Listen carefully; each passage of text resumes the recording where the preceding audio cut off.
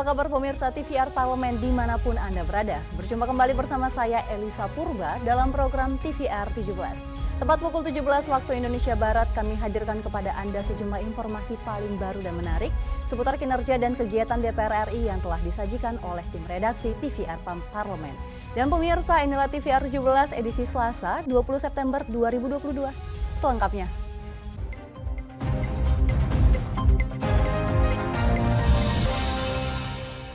Rancangan Undang-Undang Perlindungan Data Pribadi telah disahkan menjadi undang-undang dalam rapat paripurna kelima masa persidangan 1 tahun sidang 2022-2023 yang berlangsung di Gedung DPR RI Senayan Jakarta siang tadi. Pengesahan RUU PDP akan menjadi tonggak sejarah bagi Indonesia dalam pelindungan data pribadi dari segala bentuk kejahatan di era digital. Rancangan Undang-Undang Perlindungan Data Pribadi telah disahkan menjadi undang-undang dalam rapat paripurna kelima masa persidangan 1 tahun sidang 2022-2023 yang berlangsung di Gedung DPR Senayan, Jakarta. Pengesahan rancangan Undang-Undang PDP akan menjadi tonggak sejarah bagi Indonesia dalam perlindungan data pribadi dari segala bentuk kejahatan di era digital. Anggota Komisi 1 DPR RI Bobi Adityo mengatakan, Undang-Undang PDP akan memberikan kepastian hukum kepada masyarakat terhadap data pribadinya. Selain itu, melalui Undang-Undang PDP ini, negara menjamin hak rakyat atas data pribadinya. Bobi pun mengajak masyarakat untuk tidak panik dalam mendaftarkan data diri dalam kegiatan ekonomi digital. Masyarakat jangan terlalu khawatir lagi untuk memberikan data pribadinya di tempat-tempat yang memang sudah terdaftar dan juga masyarakat juga yakin untuk bisa terlibat dalam ekonomi digital ini. Karena dengan adanya undang-undang ini kami ingin masyarakat berpartisipasi di dalam sektor ekonomi digital yang sudah pasti selama masa pandemi ini tumbuhnya lebih dari 2 digit persentasenya. Jadi undang-undang ini adalah membuat masyarakat lebih yakin dan penggunaan ekonomi digital ini lebih luas lagi. Undang-Undang PDP diharapkan akan melindungi setiap warga negara dari segala bentuk penyalahgunaan data pribadi. Selanjutnya, aturan turunan hingga pembentukan lembaga pengawas yang akan melindungi data pribadi masyarakat harus cepat direalisasikan oleh pemerintah. Andre, TVR Parlemen, melaporkan. Pemirsa, DPR RI menyetujui rancangan Undang-Undang Pengembangan dan Penguatan Sektor Keuangan atau P2SK menjadi rancangan undang-undang inisiatif yang dikeluarkan oleh DPR RI. Dalam rapat paripurna DPR RI kelima masa sidang 1 tahun sidang 2022-2023, fraksi PKS menyampaikan pendapat atas RUU usul inisiatif Komisi 11 DPR RI yang diwakilkan oleh Hidayatullah dari fraksi PKS. Hidayatullah mengingatkan reformasi keuangan merupakan salah satu faktor penting untuk merealisasikan tujuan negara yang tercantum dalam pembukaan Undang-Undang Dasar 1945. Sehingga permasalahan fundamental dan struktural ekonomi terkait kemiskinan, pengangguran, dan ketimpangan ekonomi harus menjadi bagian penting dalam rujukan reformasi keuangan. Hidayat menuturkan ada 8 catatan yang harus dikaji ulang sebelum akhirnya RUU P2SK disahkan menjadi undang-undang. Yang pertama, sektor keuangan perlu didorong dan berkontribusi bagi pertumbuhan ekonomi yang berkeadilan dan mereduksi ketimpangan ekonomi. Kedua, reformasi keuangan juga harus menjawab persoalan nyata, di antaranya seperti maraknya permasalahan pinjaman online dan sulitnya akses bagi pengusaha mikro dan UMKM ke lembaga keuangan. Ketiga, terkait kelembagaan Komite Stabilitas Sistem Keuangan atau KSSK yang harus tetap bertugas sesuai dengan Undang-Undang Pencegahan dan Penanganan Krisis Sistem Keuangan. Keempat, desain dalam RUU yang menetapkan Bank Indonesia terus menjadi standby bias SBM pemerintah tanpa limitasi yang jelas akan berpengaruh pada persepsi publik terkait kredibilitas bank sentral. Kelima, inovasi teknologi dan konglomerasi keuangan yang berkembang cepat perlu diatur secara tepat dan terintegrasi, mengingat adanya potensi resiko yang besar apabila tidak dimitigasi secara baik. Keenam, masih diperlukannya penguatan aturan yang mendukung pengembangan sektor keuangan ekonomi syariah dan ekosistemnya. Ketujuh, kerangka RUU P2SK harus menutup celah adanya kemungkinan bailout atau penyelamatan sektor keuangan dengan keuangan negara yang bersifat tidak adil Dan poin terakhir pemirsa, fungsi penjaminan dana simpanan dengan penjaminan polis memiliki segregasi yang jelas, baik dari manajemen pengelolaan, pencatatan, sampai dengan pelaporan. Dan pemirsa, berita selanjutnya datang dari Komisi 1 DPR RI yang berharap dengan disahkannya Undang-Undang Perlindungan Data Pribadi, pemerintah bisa melakukan perbaikan sistem keamanan data dan meminimalisir terjadinya kebocoran data serta kejahatan cyber lainnya. DPR RI telah mengesahkan rancangan Undang-Undang Perlindungan Data Pribadi atau RUU PDP menjadi undang-undang. Dalam sidang paripurna masa sidang 1 tahun 2022-2023, Komisi 1 DPR RI berharap melalui undang-undang ini, pemerintah bisa melakukan perbaikan sistem keamanan data dan meminimalisir terjadinya kebocoran data. Maraknya persoalan kebocoran data dan cybercrime di Indonesia mendorong DPR RI bersama pemerintah segera mengesahkan rancangan Undang-Undang PDP. Ditemui di Gedung Nusantara 2 DPR RI, anggota Komisi 1 DPR RI Sukamta berharap melalui undang-undang ini, pemerintah bisa melakukan pembenahan terhadap keamanan sistem data serta menjaga data publik. Menjadi awareness dari kita. Nah, dengan disahkannya RUU PDP ini, kita berharap pemerintah ini betul-betul melakukan pembenahan terhadap sistem pengelolaan data. Termasuk di dalamnya adalah yang paling penting itu security-nya. Sekuritas pengelolaan data publik ya, karena pemerintah punya data, ada Dukcapil, terus kemudian ada Kementerian Kesehatan juga punya data, punya aplikasi-aplikasi macam-macam, kemudian swasta juga punya data, banyak unicorn yang mengelola data. Nah, kita tidak ingin data-data publik yang dikumpulkan itu dikelola dengan keamanan yang rendah atau dengan sembrono ya. Lebih lanjut, menurutnya, dengan munculnya sejumlah peretasan data di beberapa kementerian dan juga pejabat publik, pemerintah harus lebih waspada atas lemahnya sistem keamanan data di Indonesia. Untuk itu, ia meminta agar pemerintah melakukan evaluasi atas pengolahan data dan juga sistem keamanan teknologi informasi. Vidita dan Rifki, TVR Parlemen, melaporkan. Meskipun pemerintah telah menyalurkan bantuan langsung tunai atau BLT, DPR tetap ingatkan pemerintah bahwa kenaikan harga BBM berdampak kepada semua sektor dan seluruh lapisan masyarakat. Dan informasinya sesaat lagi, untuk itu tetaplah di TVR 17.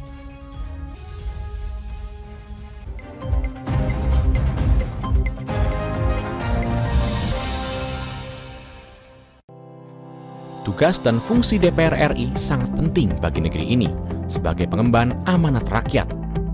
Namun tidak banyak yang tahu apa saja fungsi dan tugas dari DPR. DPR mempunyai 3 fungsi pokok, yaitu legislasi, anggaran, dan pengawasan. Ketiga fungsi tersebut harus dilaksanakan dalam kerangka fungsi representasi yang mengedepankan kepentingan rakyat berdasarkan aspirasi masyarakat dan untuk kesejahteraan rakyat.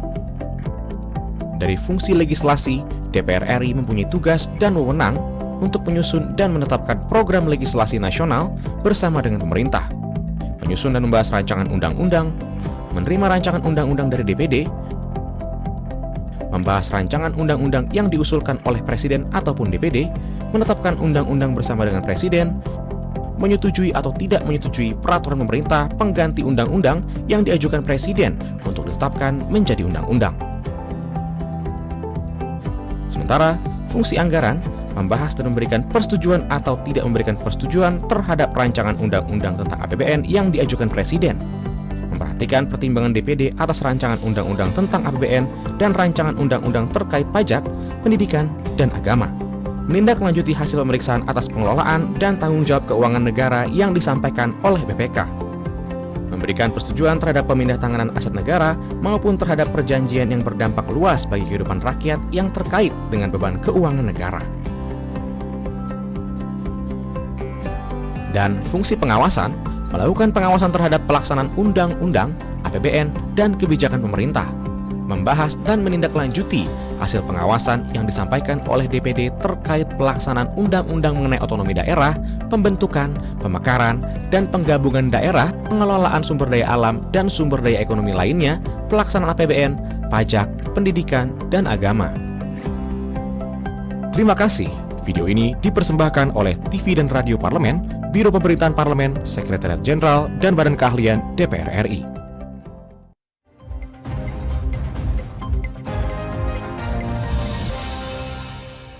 Kembali di TVR 17, pemirsa, setelah pemerintah resmi mengumumkan kenaikan harga BBM jenis solar, Pertalite dan Pertamax, masyarakat ekonomi menengah ke bawah menjadi kelompok yang paling rentan terkena dampak. Semua ini terpengaruh atas kenaikan harga BBM ini seperti harga kebutuhan sehari-hari, naiknya tarif angkutan umum, tarif bus akap, ASDP, dan juga angkutan online.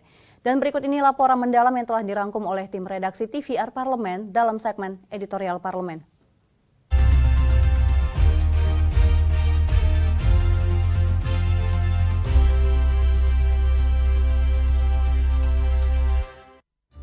Kebijakan pemerintah menaikkan harga BBM disertai dengan pencairan bansos sebesar Rp24,17 triliun yang dibagi dalam 3 skema.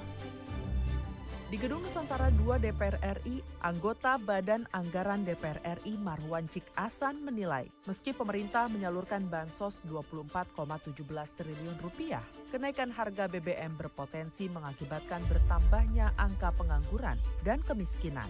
Pasalnya, kondisi perekonomian masyarakat belum sepenuhnya pulih akibat pandemi COVID-19. Menurut Marwan, hal itu juga akan mempengaruhi daya beli masyarakat yang akhirnya berdampak pada laju pertumbuhan ekonomi nasional mengingat pertumbuhan ekonomi kuartal 1 dan 2 masih ditopang oleh konsumsi rumah tangga. Marwan meminta mekanisme subsidi energi harus dihitung ulang.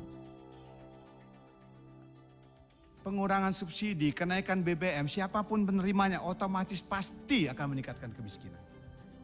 Pasti. Tinggal kita tunggu saja data BPS nanti. Berapa 100.000 masyarakat yang akan menjadi miskin gara-gara kenaikan BBM ini.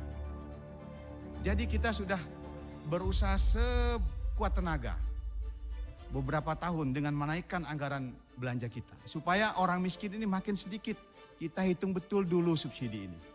Berapa sih uang yang harus kita gelontorkan kalau supaya BBM ini tidak terlalu memberatkan masyarakat? Berapa? Bandingkan dengan PNN yang kita berikan kepada BUMN yang juga nggak untung-untung. Menyusul kenaikan harga BBM, Kementerian Perhubungan melakukan penyesuaian tarif ojek online dan bus akap kelas ekonomi. Ketua Komisi 5 DPR RI Lasarus meminta Kemenhub berlaku adil dan cermat dalam menentukan kenaikan tarif ojek online dan bus akap sehingga tidak ada pihak yang merasa keberatan maupun dirugikan. Di sisi lain, Lasarus mengkritisi kebijakan pemerintah yang telah mengambil kebijakan penentuan tarif ojek online.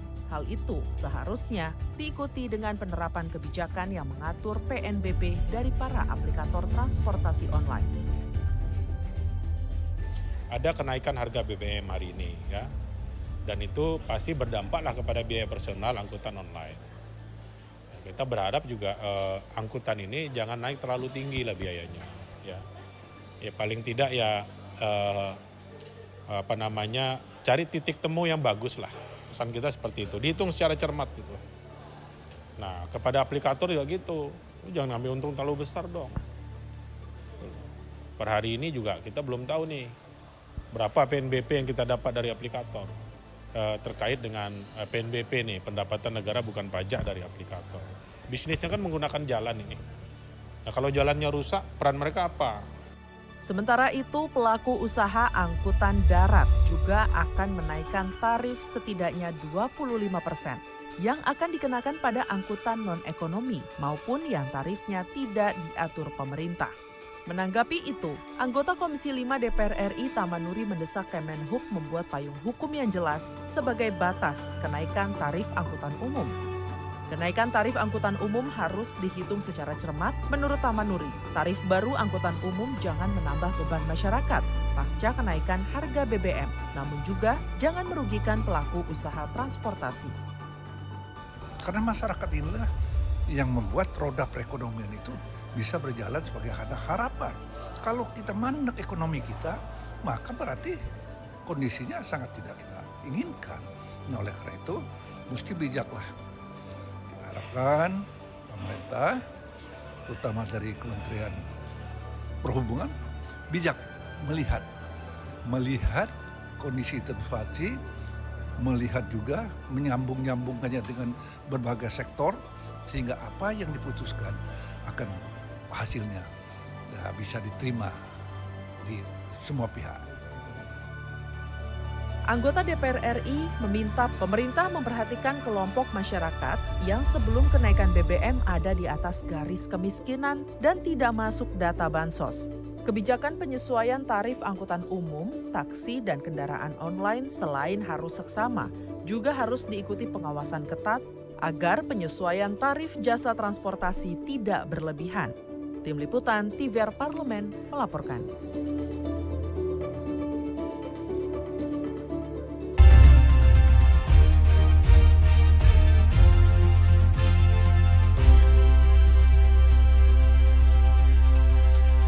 Rencana pemerintah melakukan penghapusan golongan pelanggan listrik berdaya 450 volt ampere dengan menaikkan dayanya menjadi 900 volt ampere mendapat tanggapan dari berbagai kalangan termasuk dari para anggota dewan.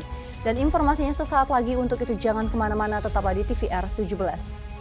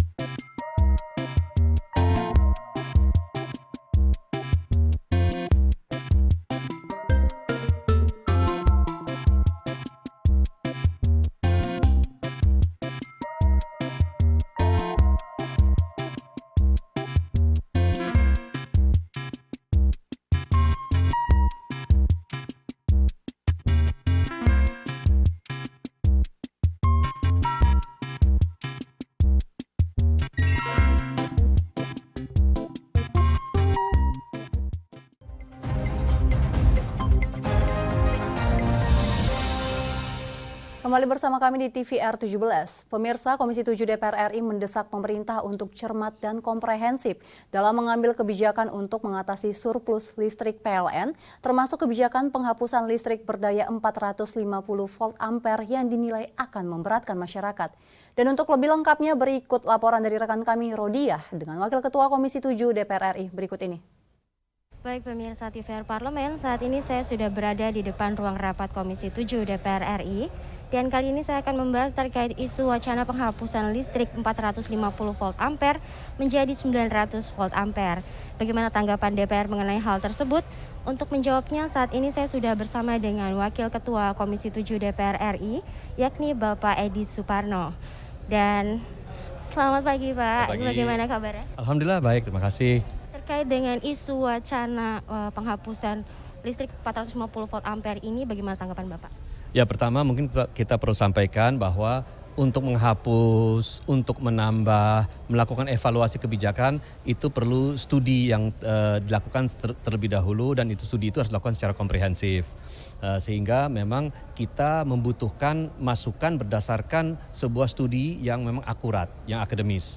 Nah, sampai saat ini Komisi 7 belum pernah menerima, baik itu dari pemerintah maupun dari pihak lain, terkait studi apa urgensi penghapusan dari listrik berdaya 450 volt ampere dan apa kira-kira manfaat ataupun mudarat nanti bagi masyarakat, khususnya masyarakat ekonomi terbawah jika mereka menjadi pelanggan listrik berdaya 900 volt ampere tersebut.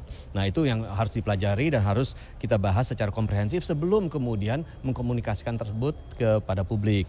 Dan memang ada baiknya karena tupoksi terkait kebijakan energi itu ada di Komisi 7, itu dibahas di Komisi 7, didetailkan di Komisi 7, disepakati antara wakil pemerintah dengan Komisi 7 sebelum kemudian salah satu di antara kita kemudian mengkomunikasikan tersebut kepada publik. Terkait dengan isu ini, sebenarnya mengapa sih Pak isu wacana penghapusan listrik ini muncul kemudian ke publik? Ya memang salah satu pertimbangannya yang kami dengar adalah agar kenaikan daya ini kemudian ikut menyerap kelebihan pasokan listrik yang dimiliki PLN saat ini. Tetapi kembali lagi, jangan sampai kita menyelamatkan PLN tapi kita mengorbankan rakyat secara keseluruhan. Nah itu merupakan keberatan dari kami di Komisi 7 dan kembali lagi kami sampaikan bahwa segala sesuatu yang akan dikomunikasikan kepada publik hendaknya sudah betul-betul difikirkan, diperhitungkan, dibahas secara matang sebelum keluar sehingga tidak menimbulkan kebingungan atau bahkan menimbulkan polemik yang ada di publik. Nah itu yang ingin kita cegah. Selanjutnya bagaimana langkah dari DPR sendiri bersama pemerintah untuk menangani isu wacana penghapusan dari listrik ini Pak? Ya kembali lagi kita sampaikan bahwa urgensi itu apakah saat ini sudah mendesak demikian rupa sehingga memang harus ada penghapusan daya 450 VA itu. Kalau memang tidak, saya kira kita tetap pertahankan saja.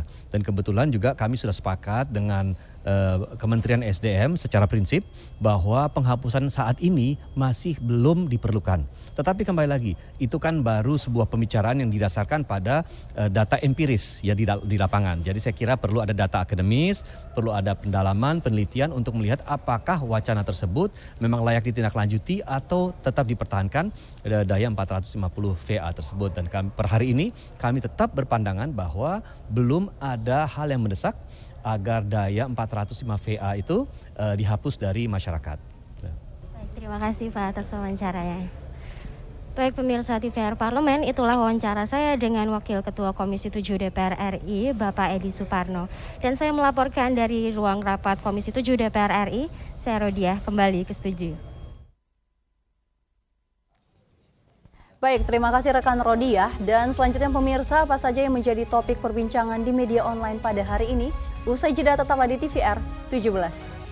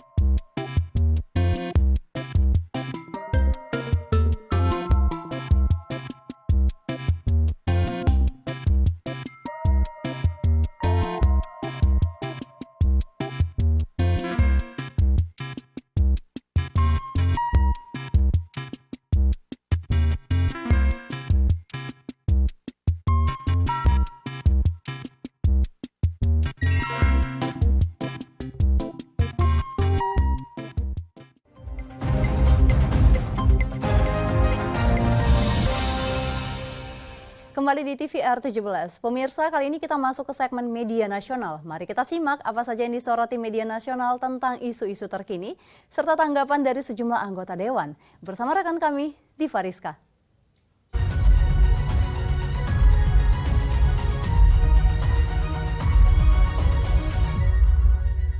Pemirsa TVR Parlemen, mari kita bahas apa saja yang menjadi headline media online pada hari ini. Yang pertama adalah berita mengenai DPR RI yang telah resmi mengesahkan rancangan Undang-Undang Pelindungan Data Pribadi menjadi undang-undang. Bisa dilihat di layar kaca Anda, pemirsa.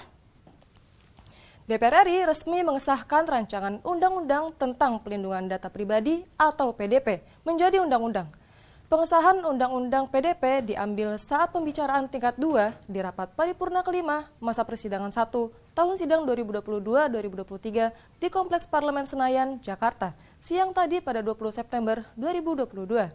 Ketua Panja RUU PDP Abdul Karis Almaisyari mengatakan, pada 7 September 2022, setelah mendengarkan pandangan fraksi dan pemerintah, memutuskan untuk menyetujui RUU PDP yang kemudian dibahas pada rapat paripurna untuk disahkan menjadi undang-undang. Dengan disahkannya RUU PDP, DPR RI berharap setiap warga negara akan terlindungi dari segala bentuk penyalahgunaan data pribadi. RUU PDP juga diharap akan memberi kepastian hukum agar setiap warga negara tanpa terkecuali berdaulat atas data pribadinya. Dengan demikian, tidak ada lagi tangisan rakyat akibat pinjaman online yang tidak mereka kehendaki ataupun doxing yang meresahkan warga. Nah, pemirsa TVR Parlemen, berita selanjutnya yang juga menjadi headline di beberapa media online adalah berita tentang Verdi Sambo yang resmi dipecat dari instansi kepolisian. Untuk itu, DPR RI meminta Sambo segera diproses pidana. Bisa dilihat di layar kaca Anda, pemirsa. Banding yang diajukan oleh Verdi Sambo telah ditolak oleh sidang Komisi Kode Etik Polri.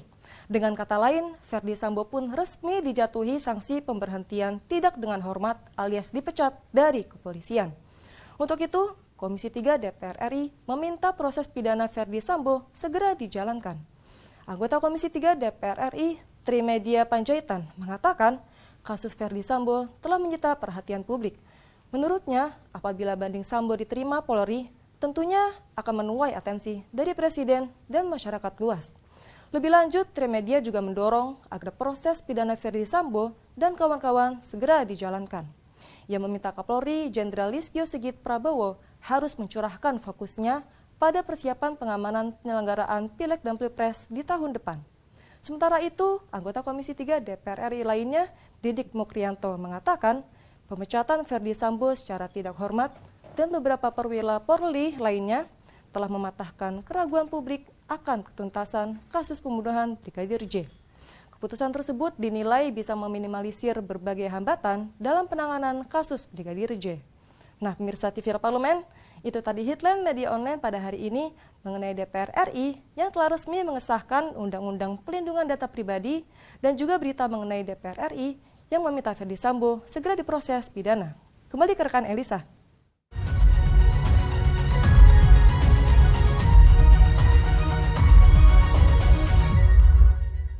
Baik, terima kasih Diva yang telah menyampaikan sejumlah sorotan dari media online nasional pada hari ini. Dan pemirsa TVR Parlemen, segmen media online tadi sekaligus menutup program TVR 17 edisi sore hari ini. Jangan lupa kembali kami ingatkan, virus COVID-19 masih ada. Untuk itu terus taati protokol kesehatan dimanapun Anda berada. Saya Elisa Purba, beserta seluruh kru TVR Parlemen yang bertugas mengucapkan terima kasih dan mohon undur diri dari hadapan Anda. TVR Parlemen, referensi Indonesia.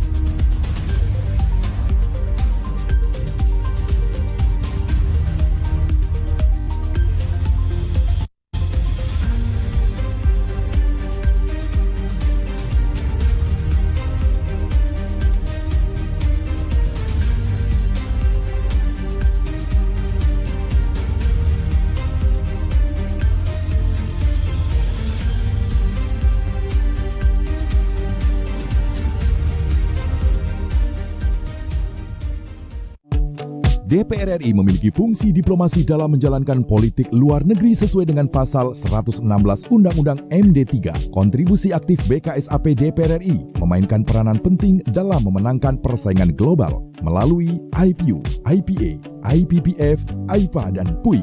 BKSAP memiliki komitmen yang tinggi dalam krisis kemanusiaan dunia. Fungsi diplomasi dijalankan untuk mendukung upaya pemerintah dalam melaksanakan politik luar negeri.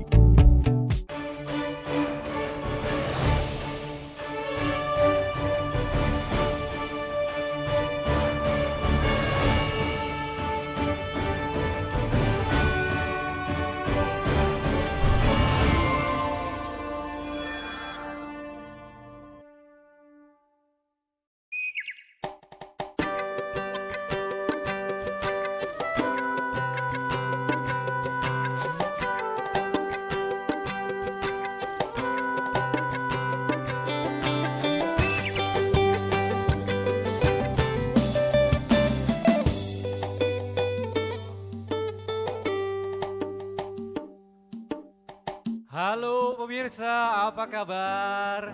Baik tentunya ya, senang sekali berjumpa dengan Anda pemirsa di rumah. Dan tentunya juga dengan pemirsa yang datang secara langsung di Mall Cipinang Indah, Jakarta. Boleh kalau mau ke sana. Oke, selama beberapa waktu ke depan, saya akan membahas hal-hal yang hangat diperbincangkan, khususnya mengenai kebijakan-kebijakan yang berdampak besar terhadap masyarakat saat ini.